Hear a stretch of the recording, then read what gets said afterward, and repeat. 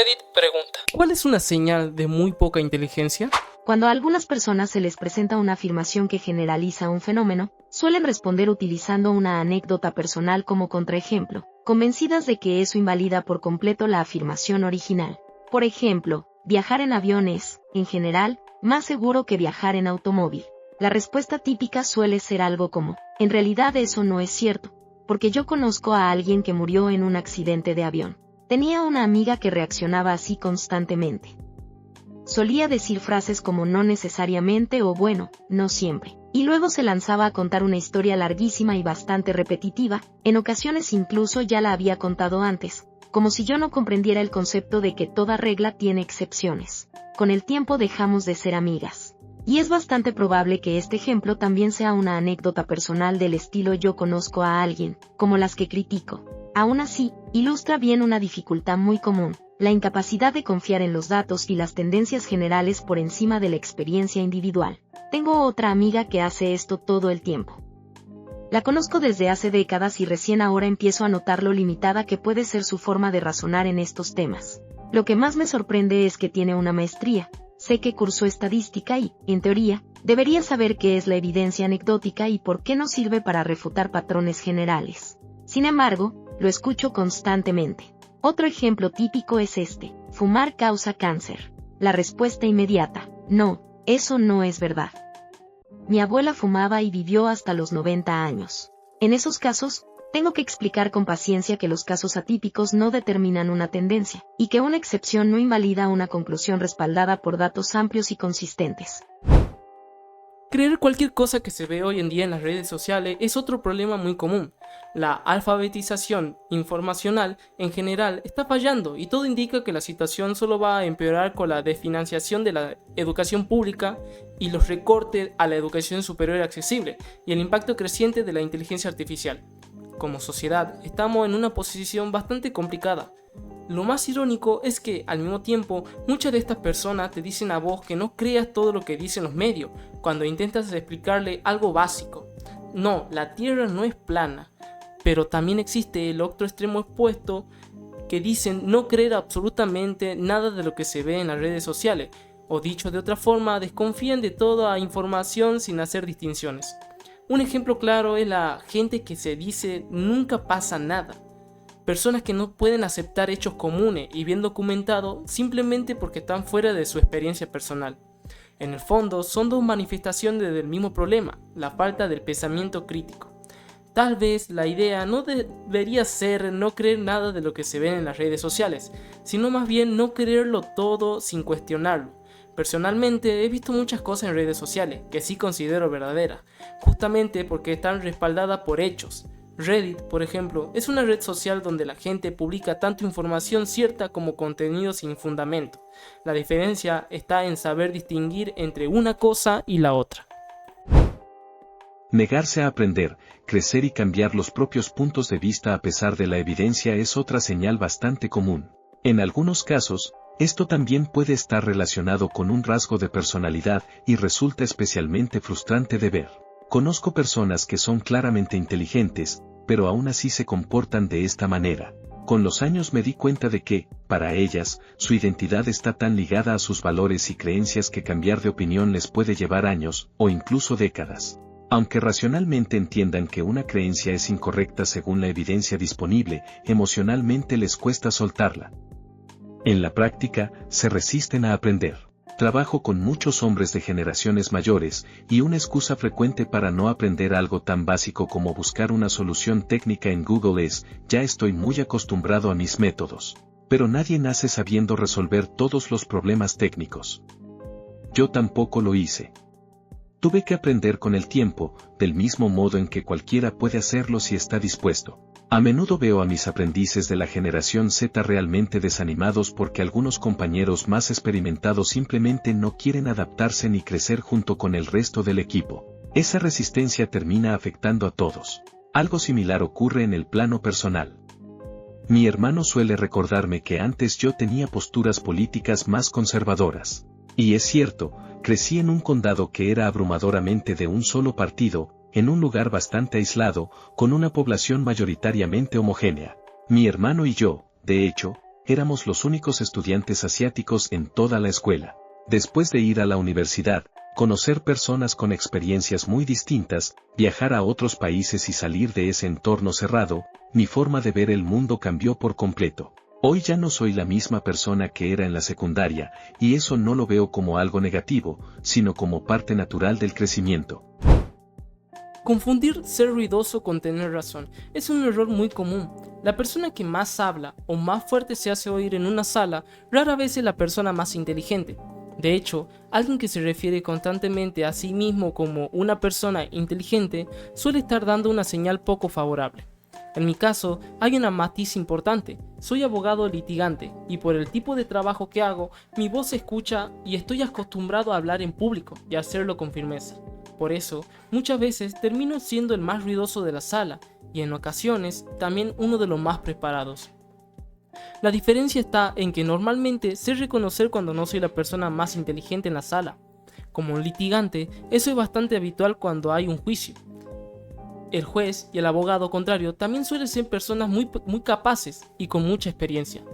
A veces, incluso, uso personalidad muy fuerte y segura para decir, de manera casi irónica, no me escuchen, no sé lo que estoy hablando. El problema es que otras personas confunden la seguridad y el volumen con tener razón. Llegan a decir cosas como, sabes, en realidad estás diciendo cosas muy acertadas, cuando en realidad no es así. No estoy diciendo nada especialmente valioso, simplemente el ambiente y la forma en que expreso me resultan persuasivos. Mis palabras sí se analizan con calma, no sostienen lo que digo, pero aún así, algunas personas se dejan llevar por la seguridad con la que la expreso. En el fondo, soy alguien bastante persuasivo que intenta convencer a los demás de que no se dejen persuadir tan fácilmente. Y, sinceramente, eso puede llegar a ser desesperante. Negarse a adquirir conocimiento, crecer y cambiar los propios puntos de vista a pesar de la evidencia es algo que dice mucho de una persona.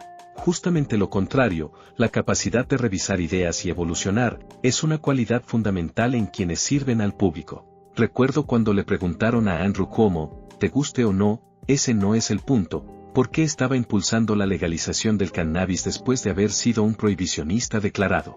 Su respuesta fue simple pero contundente, las personas aprenden, y sus opiniones cambian con el tiempo. Esa respuesta me pareció una muestra de integridad y se me quedó grabada. Ya en mis 40 y tantos, me di cuenta de que esta diferencia es, en gran parte, lo que me separa de mis padres. Son cristianos evangélicos y muy alineados con una visión política específica, y durante mucho tiempo pensé que eran personas particularmente inteligentes. Mi papá, por ejemplo, pudo jubilarse a los 48 años gracias al auge tecnológico de los años 90 y siempre ocupó roles de liderazgo dentro de nuestra iglesia. Con el tiempo entendí que, en buena medida, estuvo en el lugar correcto en el momento adecuado. Eso no le quita mérito, fue responsable con su dinero, a diferencia de muchos de sus compañeros de trabajo que recién ahora están logrando jubilarse. Además, como tenía una buena posición económica y era generoso con organizaciones cristianas sin fines de lucro, terminó siendo promovido como mentor y líder para mantenerlo involucrado. Mi esposa y yo dejamos el cristianismo evangélico hace unos 10 años. Fue una decisión muy difícil, perdimos amistades y nuestras relaciones familiares se tensaron bastante. Sin embargo, llegó un punto en el que ya no pudimos ignorar las contradicciones y los problemas que veíamos.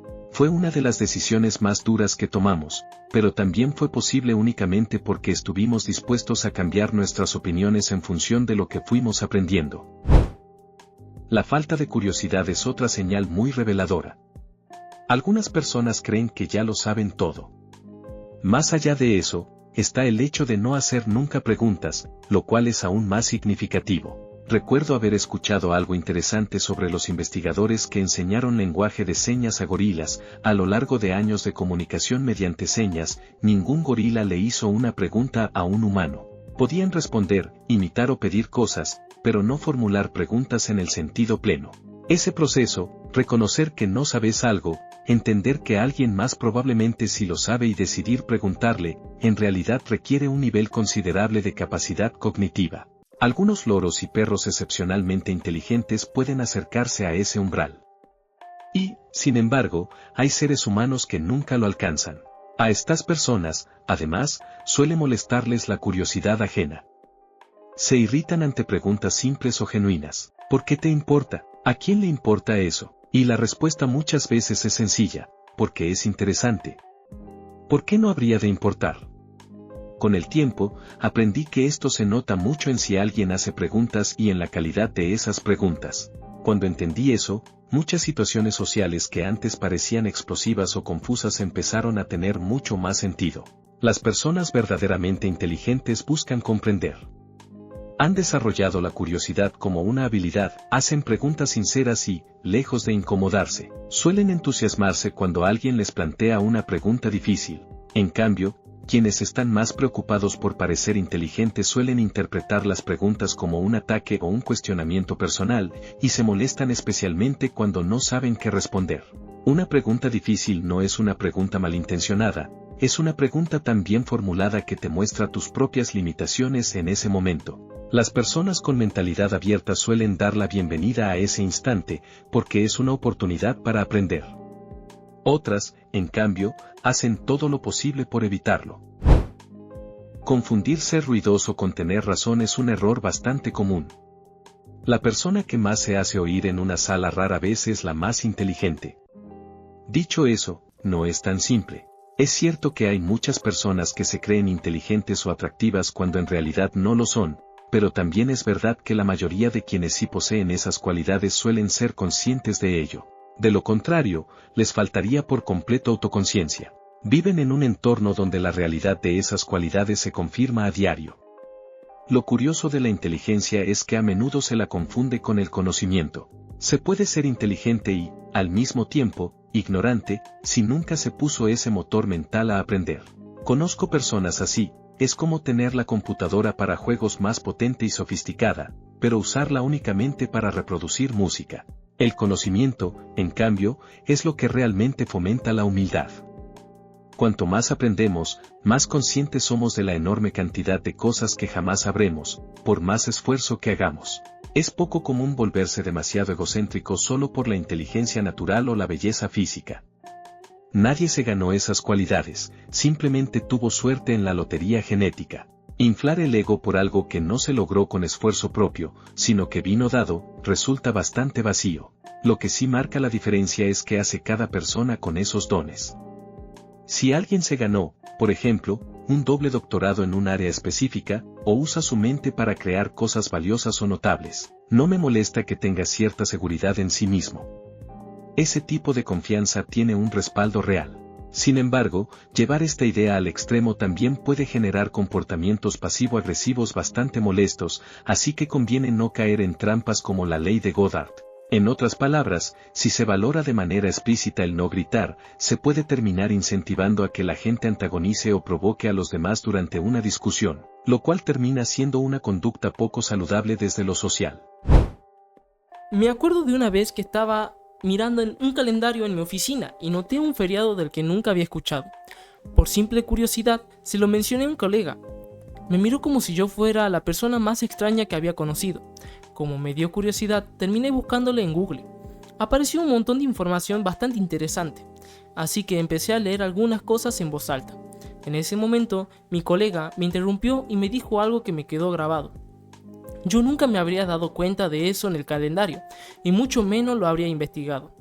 Ahí quedó la conversación. No hubo interés, ni preguntas, ni ganas de saber más. Lo curioso es que yo no estaba tratando de demostrar nada, simplemente me habría llamado la atención algo desconocido y quise entenderlo un poco mejor.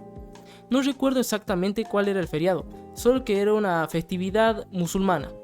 Pero la anécdota no va para tanto en el feriado en sí, sino por ese contraste tan claro entre notar algo nuevo y sentir curiosidad, o simplemente pasarlo por alto sin ningún impulso de investigar o aprender algo más. La falta de curiosidad es algo que me preocupa mucho.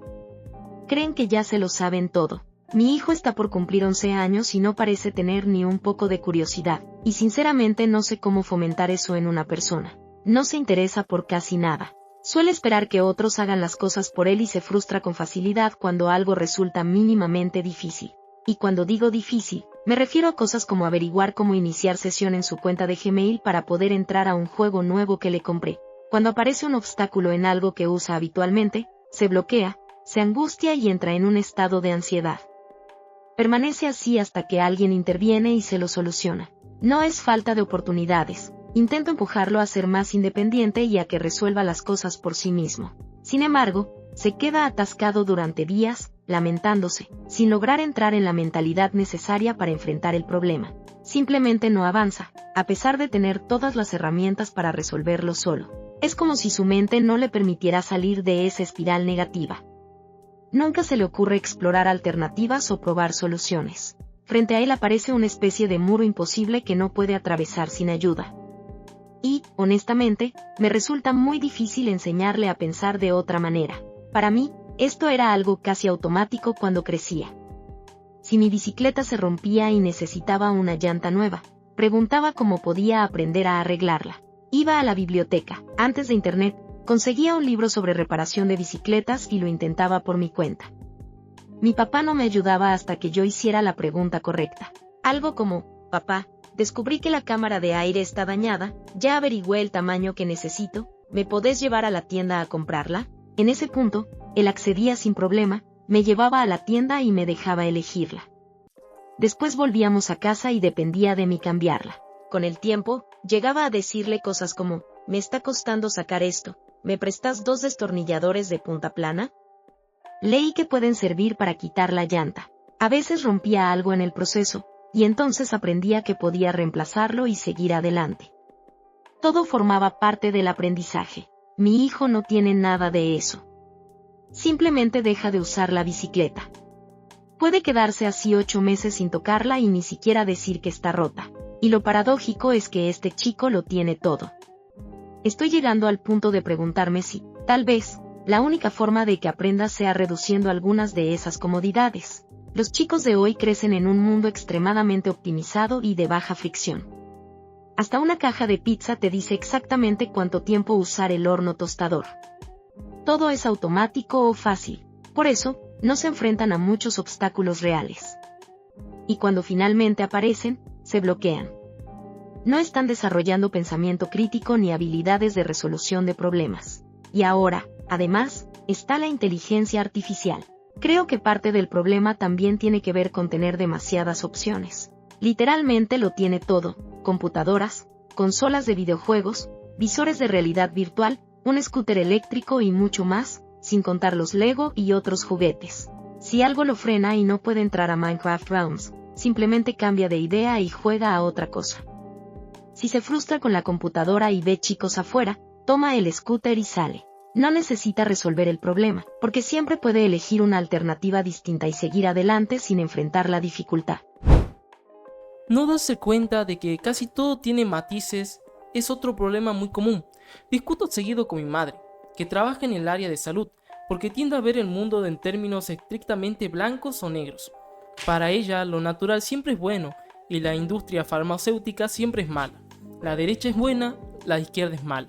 El cristianismo es bueno, el ateísmo es malo. Los libros de texto mienten todos. No hay grises, no hay excepciones, no hay contexto. Conversar así resulta profundamente agotador. No porque falte información, sino porque no hay espacio para la complejidad ni para el diálogo real. Todo se reduce a etiquetas simples y conclusiones absolutas. Lo más difícil es que, mientras intento explicar algo que en realidad suele ser más complejo y que casi encaja perfectamente en la categoría tan rígidas, también estoy tratando de cuidar nuestra relación. Es un equilibrio constante entre no discutir por todo y resignarse a aceptar algunas ideas que ignoran por completo las matices.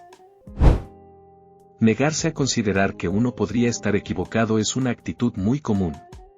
Y, peor aún, negarse siquiera a contemplar que la otra persona podría tener razón.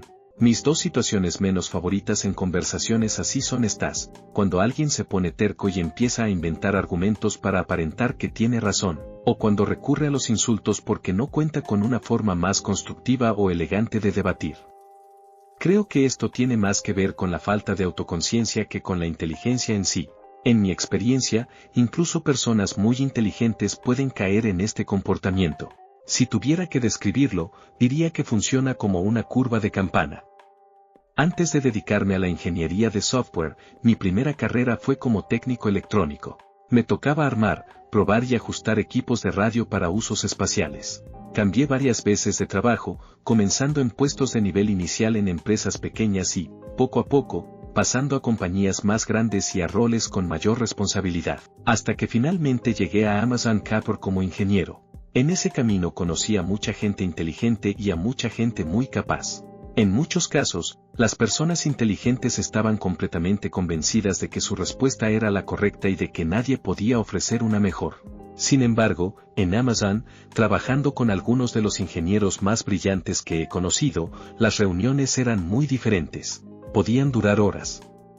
Se lanzaban ideas constantemente, se analizaban desde distintos ángulos, se ponían a prueba y se descartaban o confirmaban con datos. No se trataba de imponer una opinión, sino de llegar, colectivamente, a la mejor respuesta posible. Sí, esas reuniones eran agotadoras por lo largas que resultaban.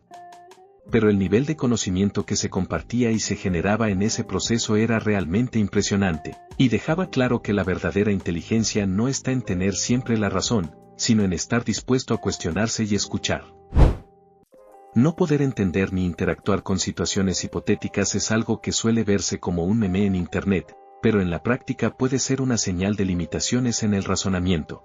Hay personas que tienen dificultades con hipótesis condicionales del tipo, ¿cómo te sentirías si no hubieras cenado? Y responden con algo como, pero sí cené. Esto me pasaba muy seguido cuando trabajaba en seguridad. Usaba ejemplos hipotéticos para explicar por qué existía cierta regla. Sin embargo, algunas personas reaccionaban muy mal, se enojaban, elevaban la voz y decían que no estaban haciendo esa acción hipotética, como si se los estuviera acusando de algo. A partir de algo simple, la situación podía escalar rápidamente hasta terminar en consecuencias mucho más graves. Una de las lecciones más importantes que aprendí sobre la comunicación con el público es que hay que asumir que el mensaje debe ser lo más claro y accesible posible para todos. Eso no significa hablarle a la gente como si no entendiera nada, ni tampoco usar un tono condescendiente. Significa reducir al mínimo cualquier elemento que complique el mensaje. Cuantas más capas le agregas, hablar demasiado rápido, usar palabras poco comunes, ser excesivamente técnico, introducir analogías complejas o hipótesis, más difícil se vuelve de procesar. Como plantea este tema, muchas personas tienen problemas para manejar hipótesis y analogías. Pero también hay que considerar algo más. Cualquiera puede estar cansado, bajo estrés, atravesando un momento emocional difícil, lesionado, o incluso bajo los efectos del alcohol. Todo eso puede afectar temporalmente la capacidad de comprensión y hacer que alguien parezca menos capaz de lo que realmente es. Otra forma útil de pensarlo es esta: cuanto más complejo o inteligente sea tu mensaje, más personas vas a dejar afuera sin querer. No estoy juzgando las acciones de nadie en la historia original, no estuve ahí ni trabajo en seguridad. Mi experiencia viene del marketing y el diseño de productos, donde el éxito de lo que escribís o comunicas depende, justamente, de no excluir a la gente. Un buen ejemplo es la forma de hablar de los presentadores de noticias. Su objetivo es llegar a la mayor cantidad de personas posible, por eso no hablan demasiado rápido, no cargan el mensaje de emoción y usan un lenguaje claro y directo. Su trabajo no es impresionar, sino transmitir información. Quería ampliar este punto porque es algo en lo que pienso con bastante frecuencia. Y, como respuesta general a toda la historia, a veces, simplemente, hay personas que reaccionan así sin importar cómo intentes comunicarte. Un amigo mío publicó en Facebook sobre la ley SAFE. En resumen, esta ley exigía una prueba documental de ciudadanía estadounidense para poder votar. A simple vista suena razonable, pero el problema aparece en los detalles. En la letra chica, podría requerirse documentación específica, como un certificado de nacimiento que coincida con el nombre legal actual de la persona. El inconveniente es que muchísimas mujeres no tienen el mismo nombre en su certificado de nacimiento, ya que lo cambiaron al casarse, y en muchos casos nunca actualizaron ese documento. Esto podría terminar dejando sin derecho al voto a millones de mujeres. En la discusión, una amiga de mi amigo, quien comentó la publicación, insistía una y otra vez: yo solo mostré mi identificación para votar. Y aclaro, le respondíamos que sí, perfectamente, pero que podría cambiar si esta ley se aprueba. Ella seguía arrepintiendo de que nunca le pidieron su certificado de nacimiento al votar.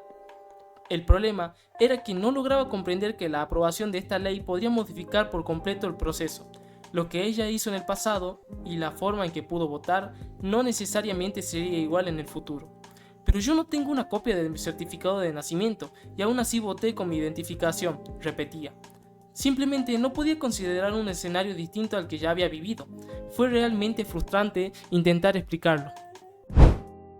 Deterioro profundo de la metacognición, es decir, la incapacidad constante para detectar errores en el propio pensamiento, evaluar el propio razonamiento o modificar creencias y conductas incluso cuando se presenta evidencia clara que las contradice.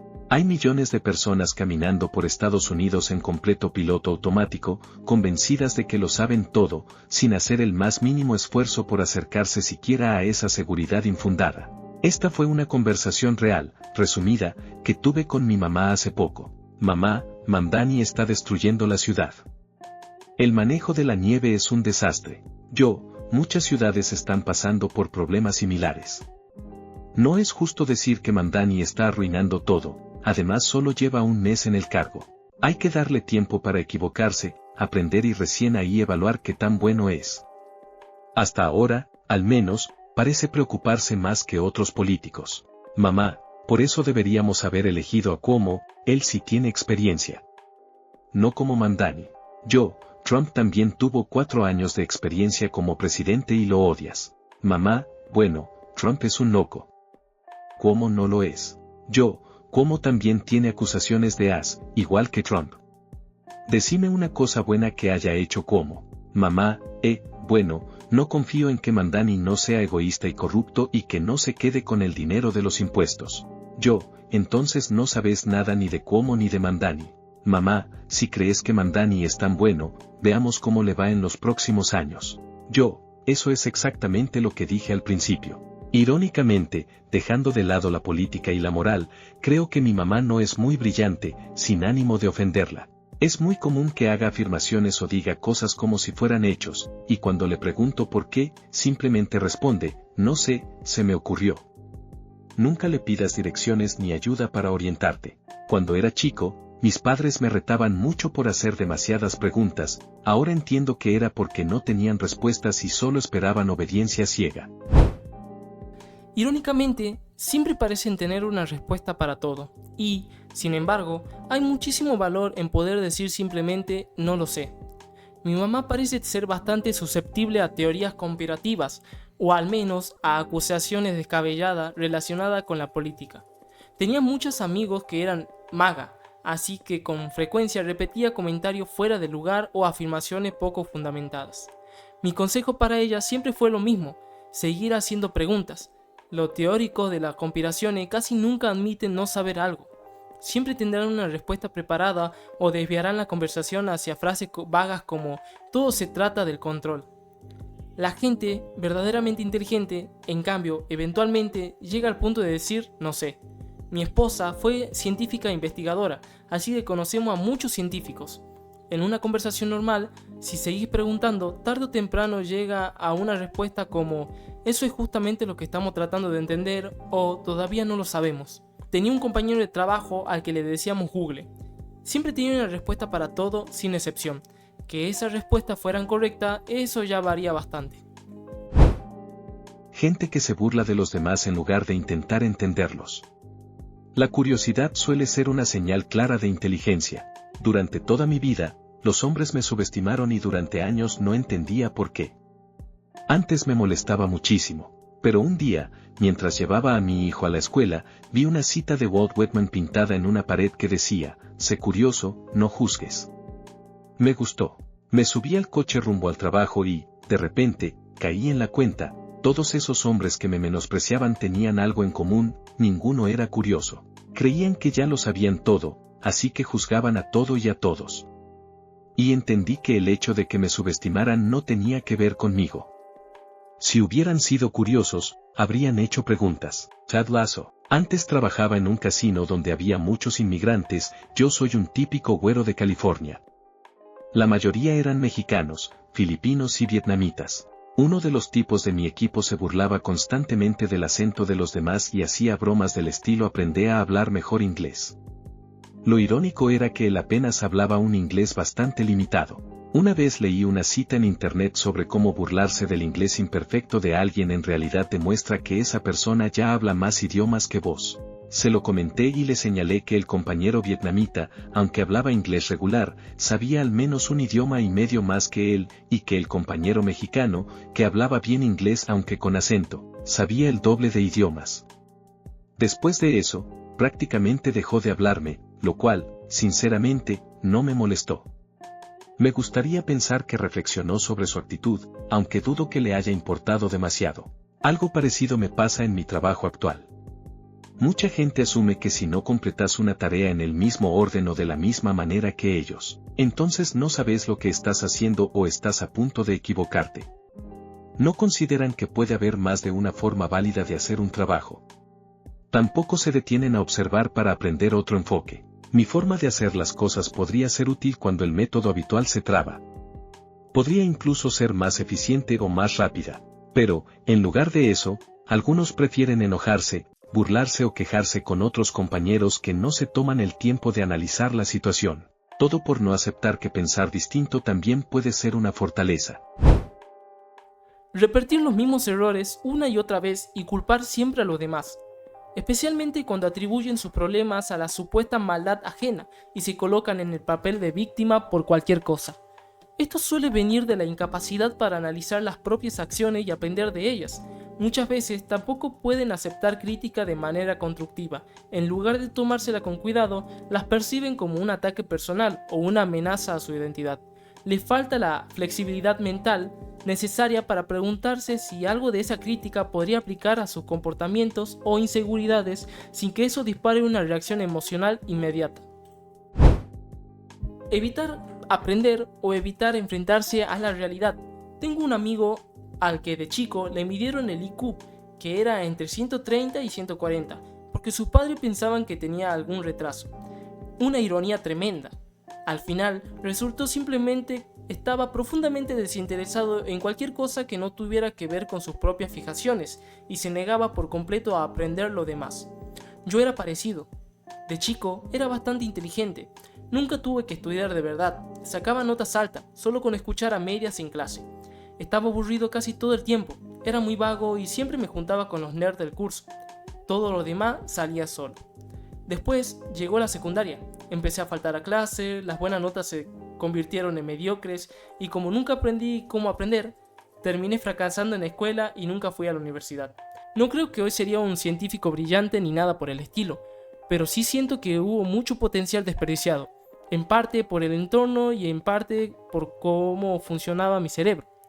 Sospecho que podría tener TDA o autismo, pero tengo los recursos para obtener un diagnóstico. Incluso si no tuviera ninguna de las dos cosas, creo que saberlo me daría algo de paz mental, pero ni eso está a mi alcance ahora mismo.